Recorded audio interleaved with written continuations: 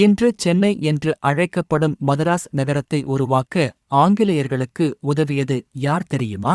அது ஒரு ஆங்கிலேய அதிகாரி அல்ல, ஒரு தமிழ் வணிகர் பேரி திம்மப்பா.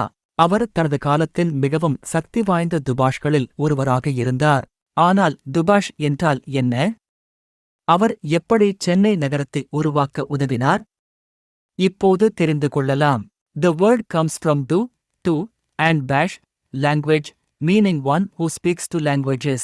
டு, இரண்டு, மற்றும் பாஷ், மொழி என்ற சொற்களிலிருந்து உருவானது, அதாவது இரண்டு மொழிகள் தெரிந்தவர். They acted as interpreters for the British and French East India companies to communicate with local traders and kings. ஆங்கிலேய மற்றும் பிரெஞ்சு கிழக்கிந்திய கம்பெனிகளுக்கு உள்ளூர் வணிகர்களும் அரசர்களும் தொடர்பு கொள்ள மொழிபெயர்ப்பாளர்களாக செயல்பட்டனர். Dubashes often became extremely wealthy, owning palanquins and exercising immense influence over colonial governors. துபாஷ்கள் பெரும் செல்வந்தர்களாக திகழ்ந்தனர். இவர்களிடம் ஆடம்பரமும் இருந்தது, மேலும் ஆளுநர்களிடம் மிகுந்த செல்வாக்கு பெற்றிருந்தனர். They bridged the gap between European and Indian cultures, facilitating trade and diplomacy. ஐரோப்பிய மற்றும் இந்திய கலாசாரங்களுக்கு இடையே பாலமாக இருந்து வர்த்தகம் மற்றும் அரசியலை எளிதாக்கினர். Many Dubashes built temples, churches, and hospitals that still exist in Chennai today. சென்னையில் இன்று காணப்படும் பல கோயில்கள், சத்திரங்கள் மற்றும் மருத்துவமனைகளை இவர்களே கட்டியுள்ளனர். The term eventually morphed into the Tamil slang Dukkur, meaning a cheat or fraud. காலப்போக்கில் துபாஷ் என்ற சொல் துபாக்கூர் என்ற தமிழ்ச் சொல்லாக மாறியது, அதாவது ஏமாற்றுபவர் என்று பொருள். பேரி Thimmappa was the chief negotiator who facilitated the purchase of land on the Coromandel coast in August 1639. 1639 August மாதத்தில் கோரோமண்டல் கடற்கரையில் நிலத்தை வாங்க முக்கிய பேச்சுவார்த்தை நடத்தியவர் பேரி Thimmappa. His legacy is linked to the twin temples of Chennakeshu Perumal and Chennamalleswar.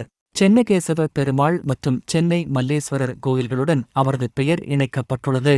His family served as chief merchants for the East India Company for several decades. பல தசாப்தங்களாக அவரது குடும்பம் கிழக்கிந்திய கம்பெனியின் தலைமை வணிகர்களாக இருந்தனர். His brother owned the Guindi Lodge, which later became Tamil Nadu Raj Bhavan. அவரது சகோதரர் வைத்திருந்த கிண்டி லாட்ஜ் பின்னர் தமிழ்நாடு ராஜ் பவனாக மாறியது. Though often overshadowed by British names, records maintain his role as a primary architect of the city. ஆங்கிலேய பெயர்கள் அதிகமாக அறியப்பட்டாலும் சென்னை நகரத்தின் முக்கிய உருவாக்குநர்களில் ஒருவராக அவர் பதிவாகியுள்ளார். மத்ராஸ் என்ற அழைக்கப்படும் இந்த தலம் மத்ரஸ்பட்னம் என்ற பெயரிலிருந்து வந்ததாக நம்பப்படுகிறது. ஒருவர் ஆண்டு ஆகஸ்ட் 22 அன்று கொண்டாடப்படுகிறது.